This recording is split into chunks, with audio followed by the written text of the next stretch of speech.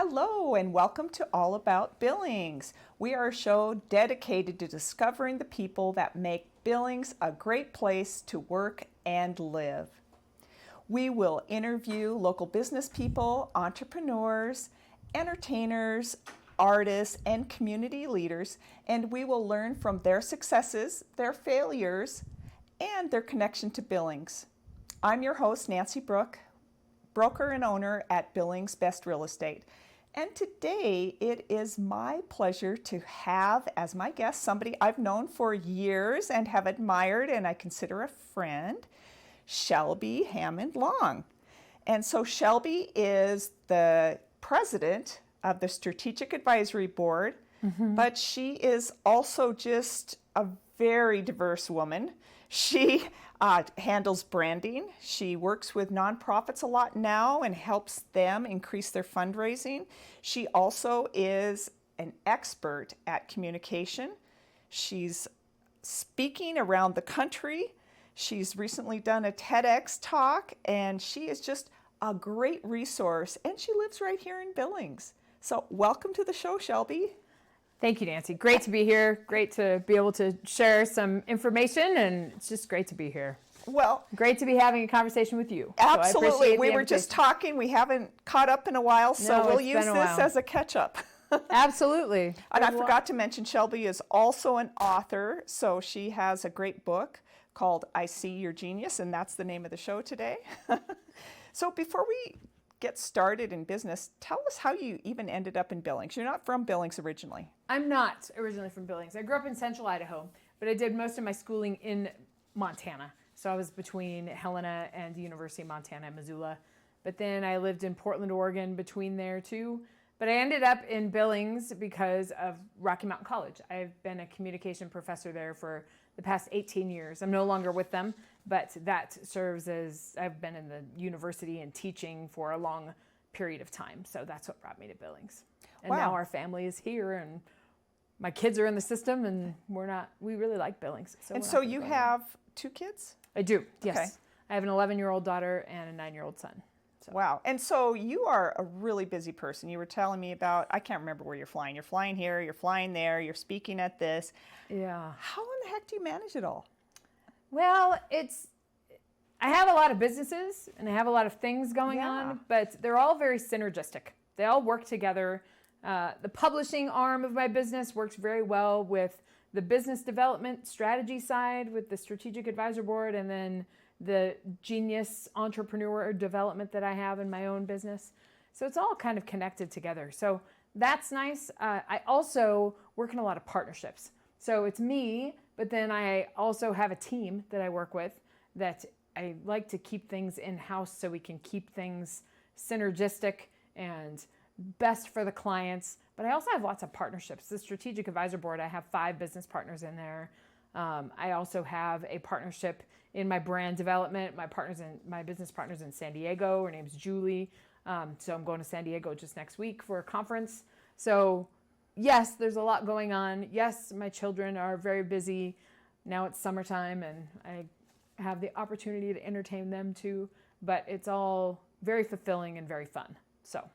Well, and I know you were a professor for a lot of years. What inspired you to go out on your own and be an entrepreneur? Because you were tenured, right? Correct. Yeah, and I've never been somebody who's tenured, but I hear that's like a coveted accomplishment and one that people want to retire with. So what inspired you to say, I'm going to move on and do entrepreneurial businesses? It is, and I love teaching, and I love everything about being in the classroom. But I felt that what I was talking about, I talked about business communication, I talk about small group communication, argumentation theory, debate, all of those organizational communications. I was talking about communication and culture in businesses, and I felt the need to be in businesses. So I kind of started the side hustle, and I started consulting and doing some things, smaller things with businesses, and then I got the taste for it, and I guess I didn't realize the entrepreneur spirit until I started to do it myself. And then I just really liked it. And then I started meeting a lot of people in the circles that I was in. And you know, you meet people and I didn't shift what I was doing, the principally, but I did shift the methods of how I did them, and I learned from a lot of other people. And also stepping away from a career, that's a big decision to make. And I did it entirely because I wanted to create something for myself, and for no other reason than that. And I feel that in that path of entrepreneurship, in the past couple of years, I've discovered that creator side of me that I have, but was within an industry, and so I didn't understand the full potential of it. And now I have the opportunity to work with businesses and create growth plans and create businesses out of nothing, and so people can live a life of their passion and live a life around what they do. And it's really inspiring, and it's a lot of fun. Well, and you're like a lot of people. They really have a desire to get involved in their own business or start their own thing, but you had one foot in a job and one foot in this entrepreneurial stuff. How did you get to the point of being able to transition to entrepreneurial? Because that's scary. I mean, we all have financial 100%. Concerns, right? And you have this guaranteed job at the university or at the college, and that's a big decision. I think you say that time is scarce. As we all know, entrepreneurs, businesses, parents, time is pretty scarce. And so I felt that I was doing lots of things, but doing them not as well as I should be able to. And taking the leap and deciding it's time for me to just dedicate time to this business and see where it can go. That it's a challenge, and it took time to do that. And yes, I had the side hustle and the main business, but then it got to the point where my side hustle was taking a lot more of my time, and it was time to dedicate to that. I also have partnerships in that space too, and so I have dedicated legal partnerships, and I want to be a part of that growth of those businesses, and it's exciting to be a part of that. So that's why I chose to leave. It was much more about my desire to create something rather than I need to leave that behind. It was right. And I've been there for a long. I talk about this in the book quite a bit. It's a challenging transition because I have kids, I have parents, I have a husband, I have a house, but it's allowed me the opportunity to be in my business more and to dedicate time and the appropriate amount of time to it. Well, so talk a little bit about the Strategic Advisory Board, because that's a main part of what you do now. It is a main part of what I do, and it's been a business that's been around for about 3 years. Jason Miller is the CEO. I met him on LinkedIn. So it's just, being an entrepreneur, and you meet lots of people and find synergy with people, and then when that synergy comes together, then you really have the opportunity to build something great. And I met Jason, and we started working together in our respective businesses. He had his consulting practice, business development, that he had for 20 some odd years. And then I'm more on the brand and communication side, was a pretty fresh entrepreneur, but we had skills that match each other, and which means that we cover things that the other doesn't have. So I didn't have the experience, I didn't have the infrastructure and the system that he did, but I've learned about a lot of what I need from that, and vice versa. He didn't have the communication side, he didn't really have the brand development side, he didn't really have the audience idea of how to build a brand around that. So it just made a lot of sense. And then the Strategic Advisor Board came together, and we launched it with 10 of us, and there's still 10 on the contract in the partnership, but it's a pretty amazing thing to see. I've been teaching small group communication and organizational communication for a lot of years, and to understand how to shift things and shift your own communication to be able to match a group decision-making structure is challenging, but it's also very fulfilling when it works, and when we keep pushing forward and keep making these great relationships and partnerships, and it's very fulfilling to be able to do that. It doesn't mean it's not hard, because it's challenging, but it's a really fun thing to do. So that's really how I approach a lot of businesses. I look for synergy, and if we can create a partnership and be better together, let's go. That's really how I think about it. So what do you help businesses do with the Strategic Advisory Board? we help, in a very simple phrase, we help businesses scale. We help them reach more people and work less time, fundamentally, which has a lot to do with your systems and how you operate, making sure that you operationally are efficient, but also that you are maximizing the impact of your message and you're partnering with the right people and you're able to eliminate those inefficiencies. And so it's a long-term strategy game. It's not a short-term thing. It's a long-term thing. We're in a relationship and we surround ourselves with experts, whether it's software expert or manufacturing experts or even business strategy experts, finance experts, software, all those. We bring that all together to be able to create that immediate solution for businesses. So it's for businesses ready to go from maybe like mom and pop to something that they can grow and maybe sell down the road even. Yep. Or take public or get other investors, that kind of thing. That's the whole idea. Yeah. Okay. And that's the whole idea, is that if you're making $250,000 a year to $1 million a year and you want to make $10 million a year, you want to grow your company and sell it, that's what we help you do.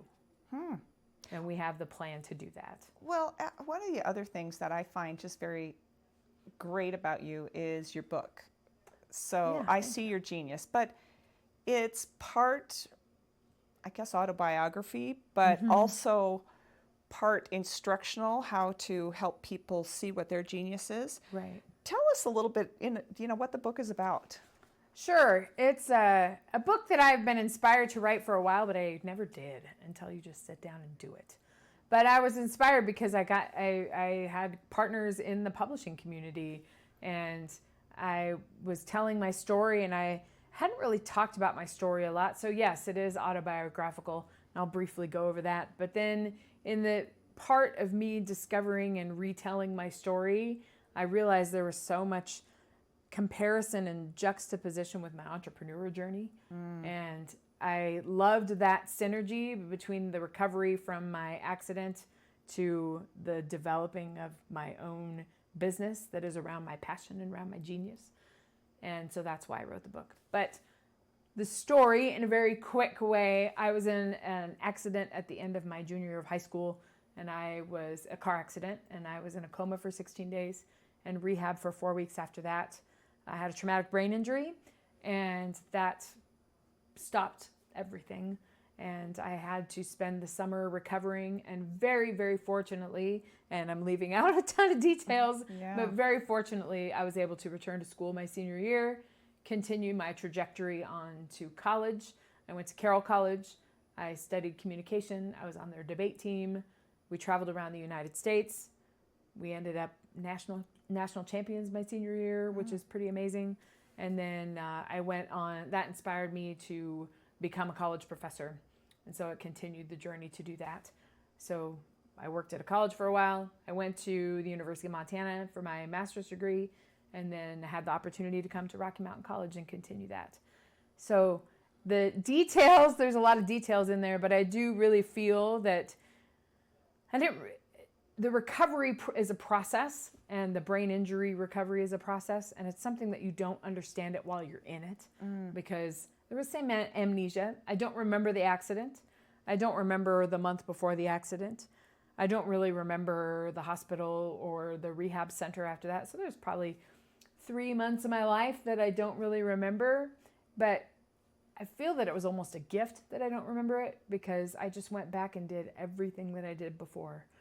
I went back to the debate team. I did the athletic things, even though I wasn't very good at them. I did the youth legislature, and I was senior class president, and I did the calculus classes. And yes, they were more challenging for me, but I think challenging myself and not letting, and my parents were an enormous influence on me as well, but not letting that, not being the victim of my injury had a really big impact on my recovery. And I just went back to the things I did before. I didn't do them as well, but I feel that engaging my brain and synergizing all of those pieces of my thought process really helped that. I do think that participating on the debate team and then communication and speaking and now teaching and coaching and now doing that within businesses, I do feel that that was a significant part of my recovery. Not scientific, but it is something that I feel helped me recover and return to being the student that I was. And I found a lot of those similarities on my entrepreneur journey too, that business was easier when I was tapping into my intuition and doing the things that were natural to me and communicating in an authentic way that was the way that I do things. And we all have that in us. And that's what I wanted to inspire with my book. Tell my story, walk people through the journey, and then say that you can do it too. Everybody has their way of solving problems and doing things. And if it's more efficient, helps people save money, helps people save time, gives you a life of freedom, why not? So that's what inspired me to write the book. Well, so because the message is that each of us has our own genius, right? So how do people discover their genius? Because I think sometimes people are, maybe they're somewhat good at some things, and so they end up, whatever, let's say working at a bank, and then they're good at the bank, and then they just stay at the bank, and they don't really take that step back and say, well, is this really what I want to do? I mean, how do you identify that? It's process. Yeah. But I think it comes down to you taking, for me and my own journey, and this is what I help my clients do too, like who are you and how do you understand the world and what unique gift do you have to give the world? Then you got to attach that to a problem in business that you can solve, right? That people are going to pay for. So it can't be just anything, but if you are an athletic, if you have this program, this athletic program that's going to help people lose weight and get in shape, and there's thousands of those out there, but you have a unique view on the world, you have a unique way of doing things, maybe that's the right match for the person that needs that, which has a lot to do with your brand. So who you are, what's your promise to the audience, who do you serve, and making sure those three things are synergistic. Now, if you're like myself or you're like many other people that are on their second career thinking, gosh, I'd like to do something else. Right. It's taking a step back and thinking about, it's not a simple SWOT analysis, but it's like, what am I good at? What do I like? What do I want to do? What kind of life do I want to create? It's asking those kind of bigger questions, which I feel that when I got in the accident, and that didn't happen right away, but I feel that I had that mentality around me all the time that like life is too short, so why not try something? And I think we get kind of scared in society to try new things. And I think I've always had that and always yearned for something else, to see what else is out there. I want to see the world. I want to show my kids the world. I want to be on TV. I want to be a professional speaker. So why not? I have a story. Why not do it? And so I think as a person, we have to do that too. But then it's also finding a mentor and finding a third person. And this can be your spouse, having some spouse, mentor, coach, consultant, whatever, but finding somebody that you trust to be able to do that. And that's been a challenge in the entrepreneurial world too, because there's a lot of people out there that are just trying to make money, that are not trying to do what you do or to explore your qualities to be able to take you to the next level. So it's a challenge to find that. But I think that's a piece of it too, is that you don't have to do the journey alone. There are people out there to help. And I think that's why, kind of connecting the Strategic Advisor Board, why that's such an attractive thing for me to be in partnerships, because I trust them. And same thing with my nonprofit group, Impact Legacy Partners. I trust them to be able to help these nonprofits and not take a bunch of their money. I trust my business partner, Julie, to be able to go into business with her and really put our full effort into building brands of women. I trust those people. And I think it's trusting yourself, but then it's trusting others too. So many people, though, just stop themselves before they even begin. So, Sure. Because just like in your situation, I mean, you have a career, people have things they're doing for work, and it's like, oh, I don't have time for that. How do you get out of that mindset? Because, you can live, I guess Thoreau said it, right? The quiet life of desperation, where Yeah. you're doing everything, you're a good provider, seemingly everything's nice in your life, but it's like creating dissatisfaction within you. And there are a lot of people who experience that. So I would imagine there are. how do you break free from that? Be an example. Show them that it's possible, because it is. Yeah. Because maybe, and you're an entrepreneur yourself, so you're investing in your business. You're investing not only money, but you're investing time in your business. I've done the same thing. I'm investing my time. I produce my content. I have my own podcast, a YouTube channel and all that. And then I invest my time and I invest my money in being able to be around those people that inspire me. And when you and I run into, we've put our life into our business. And I think that's an example. And not everybody, that isn't the solution for everybody. Of course. Maybe it's a book club. Maybe it's a getting in a mastermind group. Maybe it's sitting down with a financial advisor, right? Like to think about those things in a bigger context.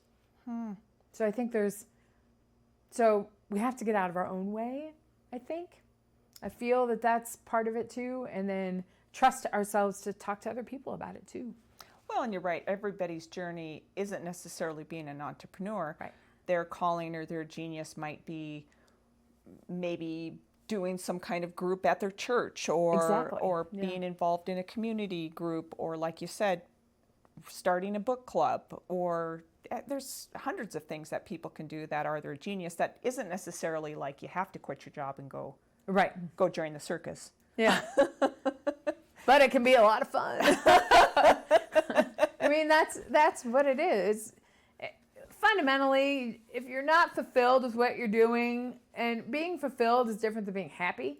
And I think you can be happy doing things, but I think you can be fulfilled when you're happy, but I think you can also be fulfilled when you're angsty, right?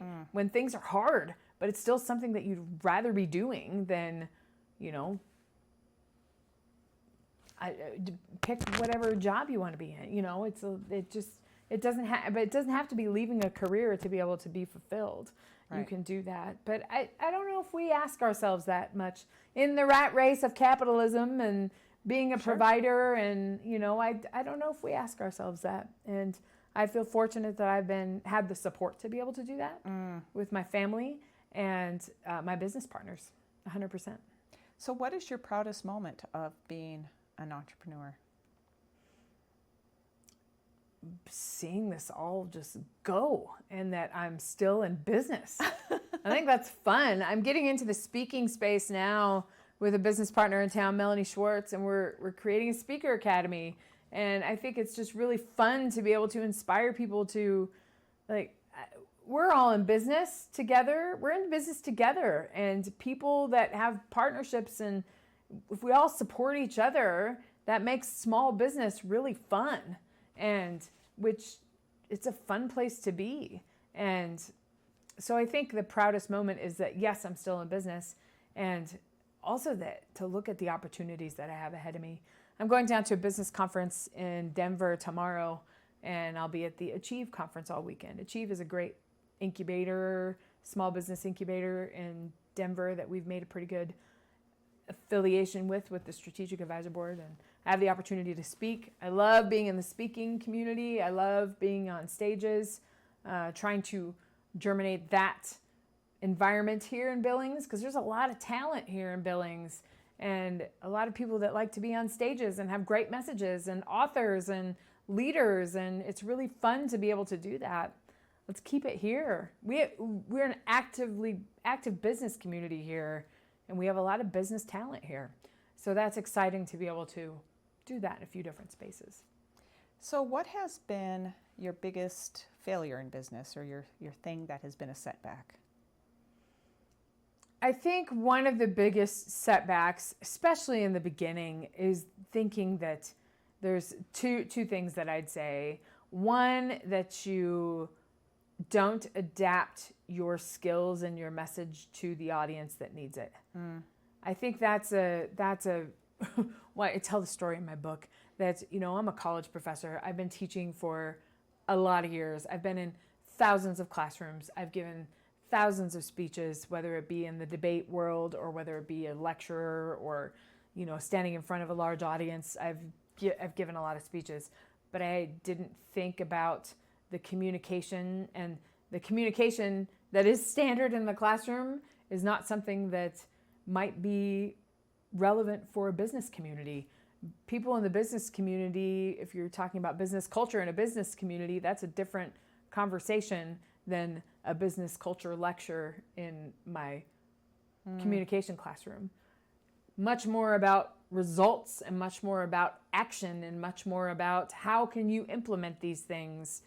It's much more teaching how rather than the teaching the foundations of. That doesn't mean the foundations aren't important, but I think that was one of the biggest discoveries for me, is that I'm an expert in this space, and then how do I transfer that expertise over to a new community that needs it, or where I feel that is. And I talk about that in my book too, and that's the process that I help people.